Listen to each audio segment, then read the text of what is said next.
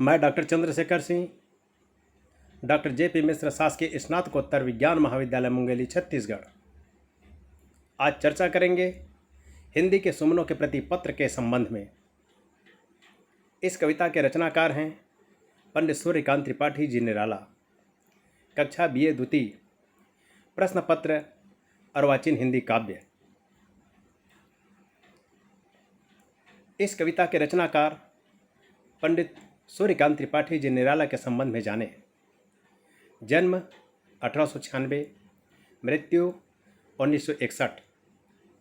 बसंत पंचमी के दिन बंगाल में जन्मे बसंत के अग्रदूत कहे जाने वाले सरस्वती पुत्र महाप्राण सूर्यकांत त्रिपाठी जी निराला विशाल व्यक्तित्व और काव्यात्मक हुनर के धनी थे, जिनके निराले अंदाज ने साहित्य जगत को नया कलेवर दिया। समन्वय, मतवाला, सरस्वती और मर्यादा जैसी प्रखर पत्रिकाओं ने इनके संघर्षमय जीवन को जीवट बनाया और चमकने वाली आभा दी। साहित्यिक क्षितिज में ऐसे चमकने वाले सितारे की कविता हिंदी के सुमनों के प्रति पत्र के संबंध में आज चर्चा करेंगे। हिंदी के सुमनों के प्रति पत्र कवियर निराला जी ने हिंदी का सुमन किन्हें संबोधित किया है, आइए जानें। कवि श्रेष्ठ निराला जी की यह कविता उनके काव्य संग्रह अनामिका से है। पाठ्यपुस्तक में शामिल इस रचना में निराला जी ने आगे के कवियों को हिंदी के सुमन कहा है। यह रचना इन्हीं सुमनों को संबोधित पत्र है। आइए इनकी काव्य पंक्तियों की सप्रसंग व्याख्या और चर्चा करें। सप्रसंग व्याख्या। प्रथम पंक्तियां देखिए। मैं जीर्ण साज बहु छेद्र आज, तुम सुदल सुरंग सुवास सुमन। मैं हूँ केवल पद तल आसन, तुम सहज विराजे महाराज। यह पंक्तियां कवियर निराला जी की कविता हिंदी के सुमनों के प्रति पत्र से ली गई है। प्रसंग है, कवियर निराला जी अपने उपेक्षित जीवन की चर्चा करते हुए आगे के कवियों को जगत की कटुता से परिचित कराए हैं। व्याख्या देखिए। आगे के कवियों को संबोधित करते हुए निराला जी कहते हैं, आज मैं अत्यधिक छिद्र की शोभा वाला जीर्ण और पुराना हूँ, और आप तो वह सुमन, वह पुष्प हो जिनकी पंखुड़ियाँ सुंदर है, रंग सुंदर है और जिसमें सुगंध भी है। मैं तो आसन के नीचे पैरों पर गिरा हुआ हूँ, अर्थात मुझे उपयुक्त स्थान नहीं मिला है, और आप तो सहज ही उपयुक्त स्थान पर विराजमान हो। काव्य सौंदर्य है रस, शांत, छंद, मुक्त, अलंकार, अनुप्रास। सप्रसंग व्याख्या द्वितीय। पंक्तियां हैं, ईर्षा कुछ नहीं मुझे यद्यपि, मैं ही बसंत का अग्रदूत। ब्राह्मण समाज में जो अछूत, मैं रहा आज यदि पार्श्वी। यह पंक्तियां भी कवियर निराला की कविता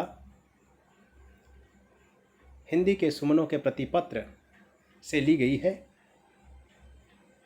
प्रसंग है, कवियर निराला जी स्वयं को वसंत का अग्रदूत कहते हैं और अपनी दशा का भी चित्रण करते हैं। व्याख्या देखिए। आगे के कवियों को संबोधित करते हुए निराला जी कहते हैं, मैं तो बसंत को लाने वाला अग्रदूत हूँ, लेकिन फिर भी मेरा जीवन उसी तरह से उपेक्षित रहा है जिस तरह ब्राह्मण समाज में अछूत। मुझे आगे के कवियों से किसी प्रकार ईर्षा नहीं है। मैं तो आज पार्श्व छवि, हाशिए की शोभा, पीछे की शोभा बना हुआ हूँ। काव्य सौंदर्य, रस शांत, छंद मुक्त, अलंकार अनुप्रास। सप्रसंग व्याख्या तृतीय। पंक्तियां देखिए। तुम मध्य भाग के महाभाग, तरु के उर के गौरव प्रशस्त, मैं पढ़ा जा चुका पत्र न्यस्त, तुम अली के नौरस रंग राग। यह पंक्तियां भी कविवर निराला की कविता हिंदी के सुमनों के प्रति पत्र से ली गई हुई है। प्रसंग है, कविवर निराला जी अपनी तुलना उस पत्र से करते हैं जो पढ़कर फेंक दिया जाता है। इस संबंध में कहते हैं। व्याख्या देखिए। कविवर निराला जी आगे के कवियों को संबोधित कर रहे हैं और कह रहे हैं, हे महाभाग्यवान, आप तो मध्य भाग की शोभा बने हुए हो तथा वृक्ष के हृदय के समान गौरवशाली हो, प्रशंसा योग्य हो, और मैं तो उस पत्र की तरह हूँ जिसे पढ़कर फेंक दिया जाता है, नष्ट कर दिया जाता है, और आप वह भंवरे हो जो नया रस, नया रंग और नया राग प्रदान करने वाले हो। काव्य सौंदर्य, रस शांत, छंद मुक्त, अलंकार अनुप्रास और उपमा।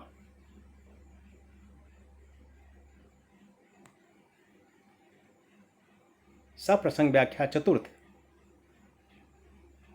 पंक्तियां देखिए।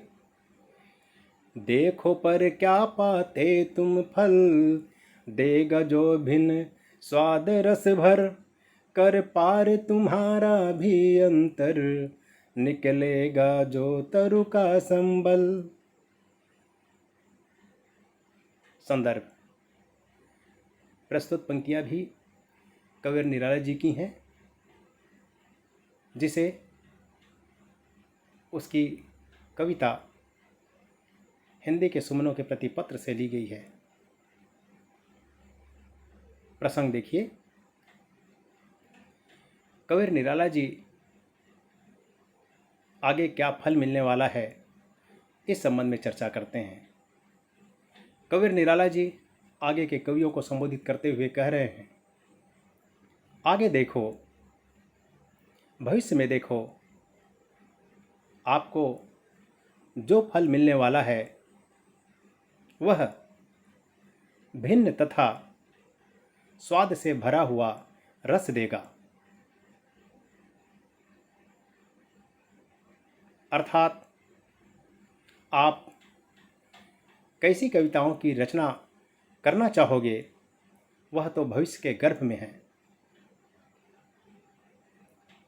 आपका अंतर पार अर्थात आपका हृदय पार जो रस निकलेगा वह वृक्ष कवियों को सहारा देगा। काव्य सौंदर्य, रस शांत, छंद मुक्त, अलंकार अनुप्रास। सप्रसंग व्याख्या पंचम। पंक्तियां हैं, फल सर्वश्रेष्ठ नायाब चीज, या तुम बांध कर रंग धागा, फल के भी उर का कटु त्यागा। मेरा आलोचक एक बीज। प्रस्तुत पंक्तियाँ भी कवि निराला जी की हैं, जिसे उसकी रचना हिंदी के सुमनों के प्रति पत्र से ली गई है। प्रसंग इस तरह से हैं। कबीर निराला जी कहते हैं, सर्वश्रेष्ठ फल पाने के लिए परिश्रम करना पड़ता है। व्याख्या देखिए। आगे के कवियों को संबोधित करते हुए निराला जी कहते हैं, सर्वश्रेष्ठ फल दुर्लभ वस्तु है, अप्राप्त चीज है, जिसे परिश्रम के द्वारा ही प्राप्त किया जा सकता है। आप रंगे हुए धागे ही बांध कर जाओगे, अर्थात कुछ श्रृंगारिक कविताएं ही रचकर चले जाओगे। फल के हृदय में भी कड़वाहट होती है, उसको त्याग दोगे। मेरा आलोचक तो अभी एक बीज रूप में ही है, जिसका पल्लवन यानी विकास अभी नहीं हुआ है। काव्य सौंदर्य, रस शांत, छंद मुक्त, अलंकार अनुप्रास। धन्यवाद।